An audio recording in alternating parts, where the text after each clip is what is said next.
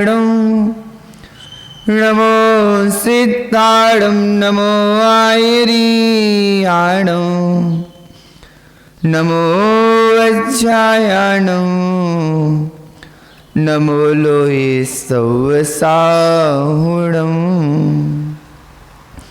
जय बोलिए अनंत अनंत परम सिद्ध भगवान की, आदि ब्रह्मा आदि विष्णु भूतनाथ श्री आदिनाथ भगवान की, अंतिम शासन नायक भगवान महावीर स्वामी की, परम पूज्य आचार्य भगवान श्री कुंद कुंद स्वामी महामुनि राज्य की, परम पूज्य आचार्य भगवान श्री विमल सागर जी महामुनि राज्य की, परम पूज्य गणाचार्य विराग सागर जी महामुनि राज्य की, परम पूज्य पट्टाचार्य गुरु श्री विशुद्ध सागर जी गुरु महाराज की, मुनि श्री सारस्वत सागर जी महाराज जी की, द्वादशांग जिनवाड़ी माता की।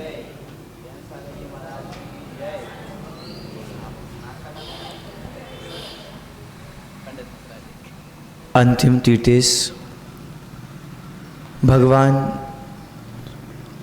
महावीर स्वामी के शासन काल में हम सभी विराजते हैं। भगवान जिनेन्द्र की पीयूष देशना जिनेन्द्र वाणी मनुष्यों जगत कल्याणी है। यह सर्वज्ञ शासन नवोस्तु शासन जयवंत हो वीतराग समर संस्कृति। ज्ञानियों, आचार्य गुरुवर विशुद्ध सागर जी महामुनिराज द्वारा रचित विचार नाम की पुस्तक आचार्य भगवान ने विशुद्ध सागर जी महामुनिराज ने अपने स्व के विचारों को जन जन के लिए पर कल्याण के लिए विचार कृति में अनेकों विचार रखे हैं और हम हर दिन कुछ नया और अच्छे अच्छे विचारों को सीखने का और सुनने का प्रयास कर रहे हैं, जिससे हम अपने जीवन में नई सोच नए विचारों को प्रवेश करा सकें।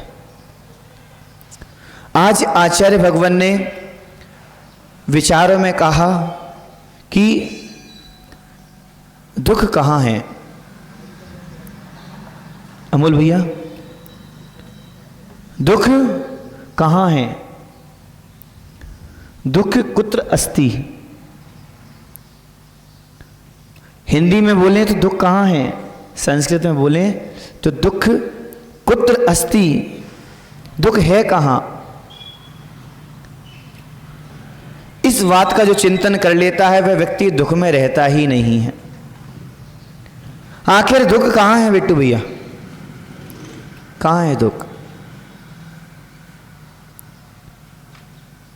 दुख है मैं और मेरापन। किसमें? मैं और मेरेपन में दुख है। मैं और मेरापन करना आप भूल जाओगे, किसी को अपना बनाना भूल जाओगे, दुख आपके पास रहेगा ही नहीं। अपेक्षा करना भूल जाओ सामने वाले से कि भाई सामने वाले पे अपेक्षा है हमारी, या गुरु से आपकी अपेक्षा है, मित्र से आपको अपेक्षा है, माता पिता से आपको अपेक्षा है, बच्चों से आपको अपेक्षा है। बच्चों को जन्म देते हो किस लिए? अपेक्षा रहती कि बुढ़ापे में हमारा सहारा बनेगा, बुढ़ापे में हमारे सहारा बनेगा, हमको मंदिर ले जाएगा, जिनाने ले जाएगा, हमको जीवन का सहारा बनेगा। इसलिए बच्चों को जन्म देते हैं, गुरु बनाते हैं कि हमें सही मार्ग को दिखाएंगे, गुरु बनाते हैं हमें सही मार्ग दिखाएंगे, हमें देखेंगे।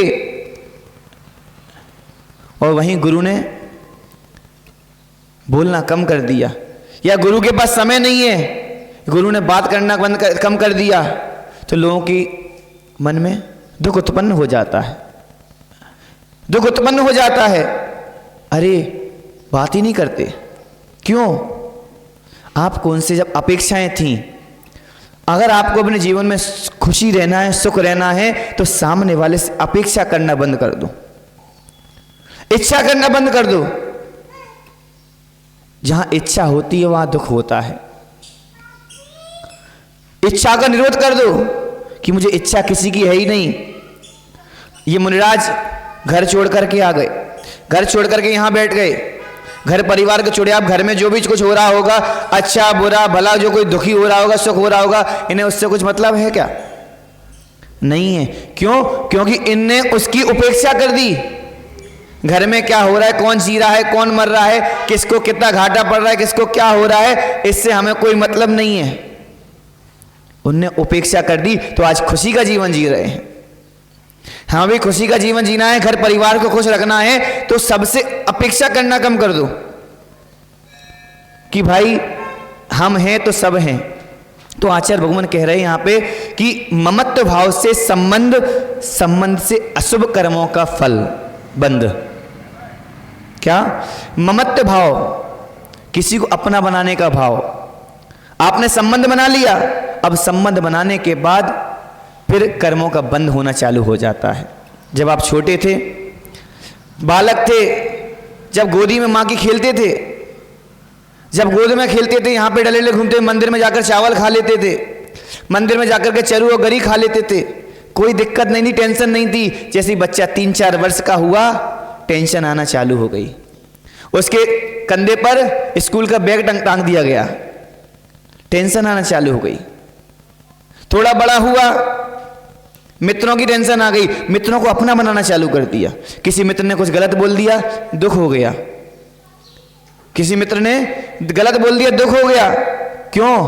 क्योंकि आपने उसे अपना बनाना चालू कर दिया, उसके प्रति अपने भाव लगाने चालू कर दिए, दुख उत्पन्न हो गया, बंद होना चालू हो गया। बड़े हुए, अब पैसे नहीं आ रहे, पैसे कमाना चालू कर दिया, व्यापार करना चालू कर दिया, अब व्यापार नहीं चल रहा, उसमें दुख उत्पन्न हो गया। व्यक्ति दुख स्वयं उत्पन्न करता है, कहीं और से नहीं, हम स्वयं दुख उत्पन्न कर रहे हैं। और हम चाहें तो हम ही सुख उत्पन्न कर सकते हैं, और हम चाहें हम ही दुख उत्पन्न कर सकते हैं, और हम चाहें इन दोनों से ही मुक्त रह सकते हैं।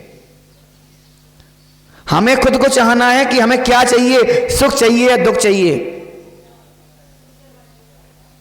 जब शादी नहीं हुई थी, सिर्फ अपने घर का दुख था, अपने घर के बारे में सोचते थे। जब विवाह हो गया अमोल भाई, तो अपने घर वालों के बारे में सोचना पड़ता है, फिर ससुराल के बारे में सोचना पड़ता है, फिर ससुराल पक्ष में कोई खत्म हो गया तो वहां पर क्या करना पड़ता है, मुंह बना के जाना पड़ता है।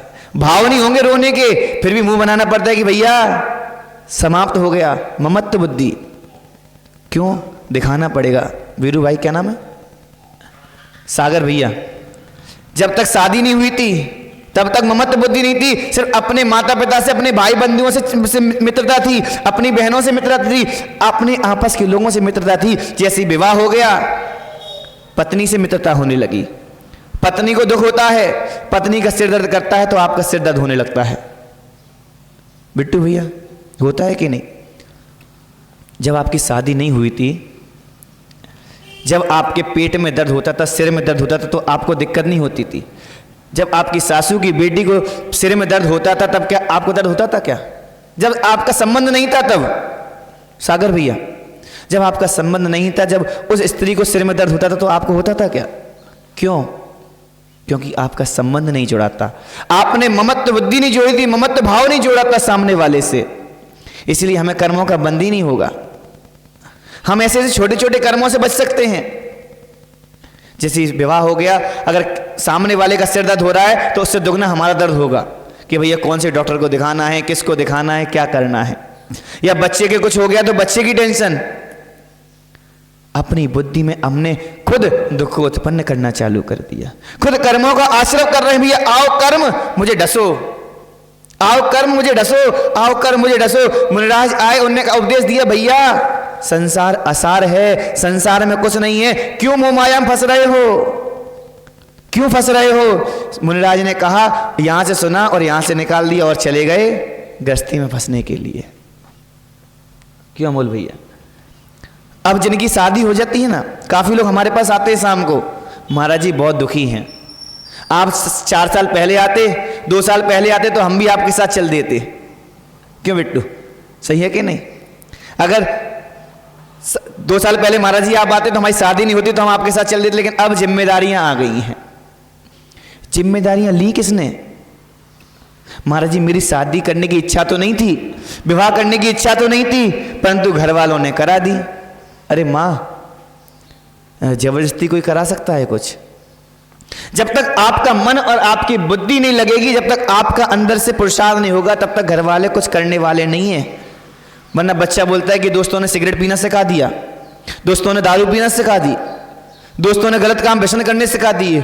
अरे कौन से दोस्त सिखाने वाले हैं? क्या उन्हें मुंह में पकड़ के कही थी क्या? नहीं, हमारे भाव थे, हमारा मन हुआ तो हमने सिगरेट को मुख से लगाया, चेक की कि क्या होता है, टेस्ट कैसा होता है, और एक बार टेस्ट लिया और टेस्ट एक लत के रूप में उत्पन्न हो गया। हमने खुद अपने अंदर प्रवेश किया, खुद अपने ममत्व बुद्धि को जगाया, तभी तो दुख हुआ। राग रखो ही नहीं किसी से, मोह रखो ही नहीं, दुख होगा ही नहीं। हमें किसी कोई बात का दुख नहीं है, आना है तो आओ, नहीं आना तो टेंशन नहीं। आपको टेंशन होगी, कस्टमर नहीं आएंगे तो टेंशन, और ज्यादा आ गए तो टेंशन, अब भोजन नहीं कर पा रहे और नहीं आए तो टेंशन। संसार में दुख ही दुख है। क्या कहा? मैं और मेरापन में दुख है। जहां मैं और मेरापन आता है ज्ञानियों, वहां दुख सदा ही रहता है। इसलिए हमें अपने बारे में चिंतन करना चाहिए। व्यक्ति 24 घंटे जीवन को निकाल देता है, सुबह उठता है, काम करता है, माँ होती हैं, बहन होती हैं, सब लोग होते हैं, सुबह उठते हो, काम करते हो, झाड़ू पोंछा किया, माताओं ने सब कुछ किया, अब विचार करने लगे कि क्या बनाना है। सुबह का बना नहीं पाए, शाम का विचार करने लगी, शाम को क्या खिलाना है बच्चों को। दुख उत्पन्न होने लगा। दुख कहीं और नहीं, पर में दुख जाता है। व्यक्ति अगर जीवन भी जी रहा है अमोल भैया, तो सिर्फ और सिर्फ पर के पीछे इतने कर्मों का बंद कर रहा है, सिर्फ और सिर्फ पर के पीछे, स्वयं के पीछे कुछ नहीं। व्यापार भी आप कर रहे हैं तो किसके लिए? पर के लिए। मेरे बच्चे, मेरी बीवी, मेरी माँ, मेरे पिता खुश रहें, मेरे पास संपत्ति आए, अगर मैं चला जाऊं तो मेरे बच्चे दुखी ना रहें। सिर्फ पर के पीछे पूरा जीवन बिता देते हैं हम, पर के पीछे, और एक दिन चले जाते हैं, राम नाम सत्य हो जाता है, अरिहंत नाम सत्य हो जाता है, और समझ ही नहीं पाते कि हमने क्या किया जीवन में। मनुष्य पर्याय हमें क्यों मिली? भोगों में लगने के लिए मनुष्य पर्याय मिली है। ये सोच सोच कर व्यक्ति दिन रात लगता है, क्या होगा भगवान के पास जाने से, क्या होगा मुनिराज के पास जाने से, क्या होगा गुरुओं को आहार देने से। जिनकी बुद्धि में आ जाता है वह व्यक्ति कभी धर्म नहीं कर पाता।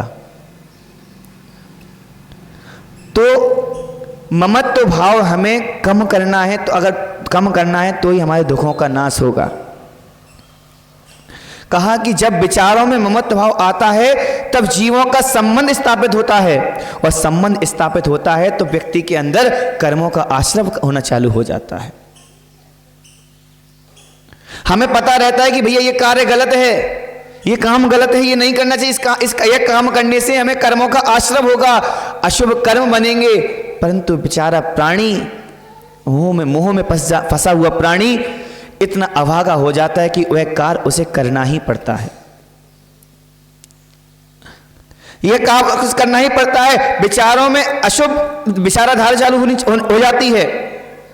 जैसे मोह में व्यक्ति फंसता है, किसी के राग में व्यक्ति फंस जाता है, उसके विचारों में अशुभ विचारधारा चालू हो जाती हैं।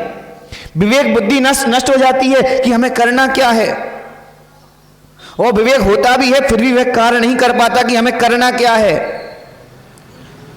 इसीलिए हमें विवेक रखना पड़ेगा।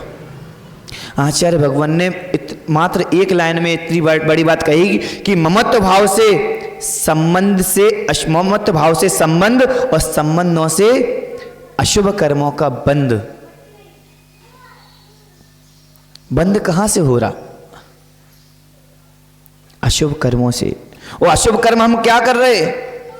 दिन रात भोगों में लगे हैं, पर के पीछे व्यापार कर रहे हैं, झूठ बोल रहे हैं, चोरी कर रहे हैं, मायाचारी कर रहे हैं, अनेकों कार्य कर रहे हैं, परिग्रह को इकट्ठा कर रहे हैं और फिर कर्मों का बंद कर रहे हैं। ये मनुष्य एक खिलौना है। मां मनुष्य खिलौना है। हर कोई इस मनुष्य के साथ खेल के चला जाता है। जब जन्म हुआ तो माता पिता खेलने लगे, थोड़ा बड़ा हुआ तो यार मित्र मिल गए, वो लोग खेलने लगे, और थोड़ा बड़ा हुआ तो एक बालिका आ गई, स्त्री आ गई, उसकी पत्नी आ गई, वह खेलने लग गई। कैसा मनुष्य खिलौना है, जो आ रहा है उसके साथ खेलने लग रहा है। थोड़ा बड़ा हुआ, उस खिलौने के खुद खिलौने हो गए, उसके खुद बच्चे हो गए, वे बच्चे खेलने लग गए। और फिर थोड़ा और आगे समय बीता तो नाती पोते हो गए, नाती पोतों के साथ खेलना चालू कर दिया। ऐसा मनुष्य का खिलौना है। अगर ये प्लास्टिक का खिलौना होता तो बाजार में जाकर बिक जाता, तो कुछ हम खा लेते, चने खा लेते, कुछ मिठाइयाँ खा लेते, परंतु ये खिलौना एक ऐसा खिलौना है, ये बाजार में नहीं बिकता। अगर इसका ये खत्म भी हो गया, समाप्त भी हो गया, तो इसको कचड़े में नहीं फेंका जाता, इसको ले जाकर शमशान घाट पर जलाया जाता है। और जलाने के बाद भी इस खिलौने को चैन नहीं पड़ता। इसकी जो राख होती है, जो मिट्टी होती है, उसको मिट्टी को ले जाकर के क्या करते हैं, नदी में बहा देते हैं। इस मनुष्य नाम के खिलौने के लिए हम दिन रात मेहनत करते हैं, और रात अंतिम में क्या होता है, मिट्टी का पुतला मिट्टी में मिलकर पानी में बह जाता है और फिर मिट्टी बन जाता है। और इस मनुष्य पर्याय के लिए हम कितना अहंकार करते हैं। इसलिए अहंकार मत करो, गर्व करो कि हम मनुष्य हैं, और मनुष्य कुल में भी हम जैन हैं। जैन का गर्व करो, जैन का गर्व के साथ धर्म करना प्रारंभ कर दो, और धर्म करोगे तो आपकी मनुष्य पर्याय अवश्य ही सार्थक हो जाएगी। इसलिए हमें चिंतन करना है कि मनुष्य पर्याय को हमें सार्थक कैसे करना है। गृहस्थ हो, गृहस्थ में रहकर भी आप धर्म कर सकते हो। गृहस्थ हो, गृहस्थ में रहकर भी आप नियम और संयम का पालन कर सकते हो, सब कुछ कर सकते हो। साधुओं के लिए नियम संयम नहीं, श्रावकों के लिए भी नियम संयम बनाए गए हैं। श्रावकों के लिए भी प्रतिक्रमण प्रायश्चित बनाए गए हैं। श्रावकों के लिए सब बच के बनाया गया है कि भैया आप भी अपने कर्मों के बंध को रोक सकते हो, कर्मों के आश्रम को रोक सकते हो। कर्म करना कम करना पड़ेगा। एक बार क्या हुआ, एक किसान था। एक किसान मिट्टी को रोज खोदता और रोज बाहर ले जाता। उसे एक साधु महात्मा मिले, दिगंबर संत मिले, मुनिराज मिले। उन मुनिराज के पास अनेकों व्यक्ति आ रहे थे, नियम संयम तप ग्रहण कर रहे थे। उसने देखा, उसने भी सोचा कि हम भी मुनिराज से कुछ नियम लें। उसने विचार किया कि हम भी मुनिराज से कुछ नियम ले लें। जैसे आप लोगों की इच्छा होती है ना, आपके नगर में साधु आए हैं, आपके पास मुनि भगवंत आए हैं, आप मुनिराजों के पास जाते हो, कहते हो महाराज जी हमें आज रात्रि भोजन का त्याग दे दो, हम 4 महीने तक वासा करेंगे, रात्रि में भोजन नहीं करेंगे। भाव हो जाते हैं। ये संतों का प्रभाव होता है, मुनि भगवंतों का प्रभाव होता है। साधु संत जी नगर में नहीं आते तो अपन क्या करते, बिट्टू भाई अगर हम लोग यहां नहीं होते तुम क्या कर रहे होते, कहीं घूम रहे होते, कहीं बगीचों में घूम रहे होते, कहीं फिल्म सिटी में जा रहे होते। साधु महात्मा के संतों के चरण पड़ जाते हैं तो हमारी बुद्धि का विकास होता है, बुद्धि विवेक में जग जाती है कि हमें साधुओं के पास जाना है। इसलिए साधुओं के पास आते रहो, नियम संयम ग्रहण करते रहो। वह किसान पहुंचता है और कहता है महाराज जी प्रणाम, नमोस्तु, हमें भी आपसे नियम लेना है। अनेकों लोग आ रहे हैं, अनेकों लोग आपसे नियम ले रहे हैं, हमें भी नियम लेना है। अब वह कहता है ठीक है बताओ क्या नियम लेना है। तो कहते हैं महाराज जी जो आप नियम दोगे वो हम लेंगे, जो आप दोगे वो हम लेंगे। आप भी जाते हो मुनिराज से, कहते हो महाराज जी मुझे कोई नियम दीजिए। लेकिन मुनिराज क्या कहते हैं, भैया आप बताओ आपकी कितनी सामर्थ्य है, आप कितना छोड़ सकते हो, क्या नियम ले सकते हो। वरना महाराज जी ने बोल दिया भैया आजीवन त्याग कर लो, माताओं से बोल दिया नेल पॉलिश का त्याग कर दो, लिपस्टिक का त्याग कर दो, आजीवन। अय्या महाराज से बोल के तो आ गए, अब परिणाम संकलेषित हो रहे। तो ये नियम नहीं है। हमारे जितने भाव, जितना नियम लेने के भाव बने, अगर 1 मिनट नियम लेने के भाव है तो 1 मिनट का नियम लो, उसका ही फल आपको मिलेगा। 1 महीने के लेने के भाव में तो 1 महीने लो, 2 महीने लेने के भाव 2 महीने लो, 1 साल लेने के भाव में तो 1 साल लो, और आजीवन पालन कर सको तो आजीवन भी लो। लेकिन नियम अवश्य लेते रहो, क्योंकि एक छोटे छोटे नियम एक दिन बहुत बड़े हो जाते हैं, और बहुत बड़े होकर के एक छोटा सा पौधा अंकुर जो होता है, उसका जो अंकुर होता है वह एक दिन 1 साल 2 साल में कितना बड़ा हो जाता है, हमारे उपयोग में आने लगता है, हमारा मुख मीठा करने लगता है। मात्र एक छोटा सा पौधा। ऐसे हम छोटे छोटे नियम लेंगे तो हम भी एक बड़े पूजनीय व्यक्ति बन सकते हैं। इसलिए नियम हमेशा, जब भी गुरुओं के पास आओ, मुनि भगवंतों के पास आओ, आप जब भी, जैसे आप लोगों का बर्थडे होता है, जन्मदिन होता है, एनिवर्सरी होती है, अनेकों पर्व आते हैं, लोग होटलों में मनाने जाते हैं, लोग 5 स्टार होटल में जाते हैं, रेस्टोरेंट में जाते हैं कि भैया मुझे बर्थडे मनाना है, मुझे एनिवर्सरी मनानी है। अशुभ काम करने के लिए जाते हैं। जब भी जन्मदिन आए, जब भी एनिवर्सरी आए, जो शुभ दिन आए, आप मुनि भगवंतों के पास आओ, श्रीफल लेकर आओ, श्रीफल चढ़ाओ और कहो, हे भगवान, आज हमारा जन्मदिन है, आज के दिन हम जन्म हुए थे, आज के दिन से लेकर के हमारे इतने दिनों का नाश हो चुका है, आगे जो आने वाला हमारा जीवन है वह जीवन संयम में, तप में, साधना में लगे, ऐसा हमें नियम दीजिए। भगवान की भक्ति करो, भगवान का अभिषेक करो, गुरुओं को आहार दो, गुरुओं का पाद प्रक्षालन करो, तो आपका जन्मदिन सार्थक हो सकता है, तो आपका एनिवर्सरी सार्थक हो सकती है। बाहर होटलों में जाकर केक काटकर हैप्पी बर्थडे टू यू करोगे, क्या होगा? कर्मों का आश्रम होगा, अशुभ कर्म बनेंगे, और अशुभ कर्म बनेंगे तो आपको शुभ का कर्म नहीं मिल सकता, शुभ पुण्य कर्म नहीं मिल सकता। इसलिए जब भी एनिवर्सरी, जब भी जन्मदिन आए, कोई भी शुभ पर्व आए, तो गुरुओं के पास आओ और नियम लो, भगवान का अभिषेक करो, गुरुओं को आहार दो, कि कहो कि आज मैंने जन्मदिन के दिन एक नियम जरूर लिया था। और हर साल जब भी आपका जन्मदिन आए, एनिवर्सरी आए, एक नियम आजीवन के लिए अवश्य लेना। अपनी जो अशुभ बुरी आदत है उसको अवश्य छोड़कर जाना, और अपनी डायरी में लिखना कि मैंने आज इतने साल के हो गए थे तो हमने इन मुनिराज से इतने दिन का नियम लिया था। तो हमारी जन्मदिन की सार्थकता है, तो हमारी एनिवर्सरी की सार्थकता है। वरना गए होटल में लाखों खर्च करके आ गए, हद लगी ना फिटकरी, कुछ नहीं मिला, खुशी भी नहीं मिली। इसलिए अगर प्रसन्नता चाहिए तो गुरुओं के पास आकर ही मन प्रसन्न हो सकता है। वरना होटलों में जाकर के, मूवी हॉल में जाकर के मजा तो आ सकता है, अगर अंतर मन का आनंद चाहिए है तो गुरुओं के चरणों में ही आएगा। कहां आएगा मां? गुरुओं के चरणों में आनंद आता है। सिनेमा हॉल में क्या आता है? मजा आता है, आनंद नहीं आता। वहां मजा आता है, शादी पार्टी में मजा आता है। गुरुओं के चरणों में आओगे, प्रभु के चरणों में आओगे, भक्ति करोगे, स्वाध्याय करोगे, प्रवचन सुनोगे, तो हमें आनंद आएगा। इसलिए हमें अगर आनंद लेना है तो गुरुओं के चरणों में आना ही पड़ेगा। तो वह किसान मुनिराज के पास पहुंचता है और कहता है, भगवान हमें नियम दीजिए। और आज हम नियम लेते हैं कि हम खेत से जो मिट्टी लेकर आएंगे, हम वहाँ खेत में और भी जो वस्तु डली होगी, जो भी उपयोग की होगी, जो हमें स्वयं कोई व्यक्ति देगा तो हम उसको स्वीकार करेंगे, अन्यथा किसी की रखी हुई पड़ी हुई वस्तु को हम ग्रहण नहीं करेंगे। उसने नियम ले लिया, उसने नियम ले लिया। अब वह शाम होती है, खेत की ओर जाता है, खेत की ओर जाकर के मिट्टी निकालना चालू करता है। एक फावड़ा मारता है, दूसरा फावड़ा मारता है, तीसरा फावड़ा मारता है, चौथे फावड़ों में उसके फावड़े से आवाज आने लगती है।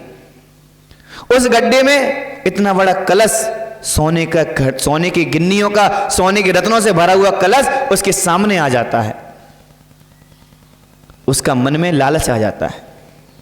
धन को देख करके अच्छे पिघल जाते हैं। धन को देख करके भाई भाई आपस में लड़ने बैठ जाते हैं। धन को देख करके पिता पुत्र आपस में विवाद करने लग जाते हैं। धन बहुत बुरी चीज है, वो बहुत अच्छी भी चीज है। धन नहीं है तो व्यक्ति जीवन नहीं चला पाएगा, और धन है तो लड़ाई झगड़ा करता रहता है, घर संबंध बिगड़ जाते हैं। उसने देखा सोने का घड़ा, सोने के घड़े में रत्न भरे हुए हैं, सोने की गिन्नियां भरी हुई हैं, उसको लालच आ गया। फिर जैसे उसने सोने के घड़े को हाथ लगाया, मन में विचार आया, अरे मैंने तो मुनिराज से नियम लिया था कि मुझे पड़ी हुई वस्तु को हम ग्रहण नहीं करेंगे, रखी हुई वस्तु को हम ग्रहण नहीं करेंगे। उसे नियम का याद आ गया। हम भी जब कोई नियम लेते हैं, आलू का त्याग किया है, रात्रि भोजन का त्याग किया है, और गलती से आलू खा लिए, माँ गलती से बच्चे लोग आलू खा लेते हैं, अरे आलू खा लिए, लेकिन माँ क्या कहती है, चलो बेटा तुमने खा लिए ना, और खा लो, रात्रि में भोजन कर लिया और कर लो, अब कर तो लिया ही है, पाप तो लग ही रहा है तो अच्छे से खा लो ना। ये परिणाम हमारे हो जाते हैं। माता पिता बच्चों को ये सिखाते हैं, नहीं, अगर बच्चे ने गलती से खा लिया है, उसे याद नहीं रहा है, आपको याद नहीं रहा है, अगर याद आया तो कहो बेटा अपन ने बहुत बड़ा पाप कर दिया है, छोड़ दो, कल महाराज जी के पास जाके प्रायश्चित ले लेंगे कि हमने रात्रि भोजन किया, हमने आलू खा लिए गलती से। ऐसा नहीं करना कि आलू खा लिया, प्याज खा ली, अब खा लिया तो भैया आने दो, खा लिया चालू। नहीं, हमारे ग्रंथों में प्रायश्चित नाम का शास्त्र बने हुए हैं। आचार्य भगवान उन शास्त्रों को पढ़ करके हमें प्रायश्चित देते हैं। हम प्रायश्चित के कर सकते हैं और प्रायश्चित करके अपने नियम को और आगे बढ़ा सकते हैं। उसने जैसे ही याद किया कि मुनिराज से नियम लिया था कि पड़ी हुई रखी वस्तु को ग्रहण नहीं करेंगे, उसको नियम याद आ गया। उसने मिट्टी ली, उस घड़े के ऊपर डाल दी, उस घड़े को बंद कर दिया, फिर से मिट्टी रख के उस पर एक लकड़ी लगा के आ गया, निशानी के तौर पे कि यहां पे घड़ा गड़ा हुआ है। वह घर जाता है, घर पे लेट गया। अब रात में लेटा लेटा इधर करवट बदल रहा, उधर करवट बदल रहा, नींद नहीं आ रही, उसे नींद नहीं आ रही, चिंतित में हो गया। उसकी देवी देखती है, अब पति चिंता में हो, देवी कैसे घर्राटे लेकर सो सकती है? सोना भी नहीं चाहिए। किसी का पति चिंता में हो, थका आ रहा आया हो, और भैया पत्नी वो ऐसे सो रही है, वह सच्ची पत्नी नहीं है। पति के दुख में साथ दे वह पत्नी, पति के सुख में साथ दे वह पत्नी। भैया पति दुखी है, पति को भोजन नहीं है और खुद पिज्जा मंगा के खा रही है, वह पत्नी नहीं है। तो भैया वो चिंतित पड़ा हुआ है, वह चिंता में पड़ा है, भाई क्या हो गया? उसकी देवी कहती है, अरे स्वामी मेरे प्रिय, मेरे नाथों के नाथ, क्या हुआ? अब थोड़ा अलंकार तो लगाना पड़ते हैं ना। कोई पत्नी को अगर मनाना हो, पति को मनाना हो तो अलंकार लगाना पड़ता है। हे धर्म पत्नी, हे ज्वाला मालिनी, हे चंद्रमुखी, अनेकों तरीकों के लगाने पड़ते हैं। तो वह अपने पति से कह रहे, अरे स्वामी क्या हुआ, चिंता में क्यों पड़े हो, कुछ हुआ है क्या?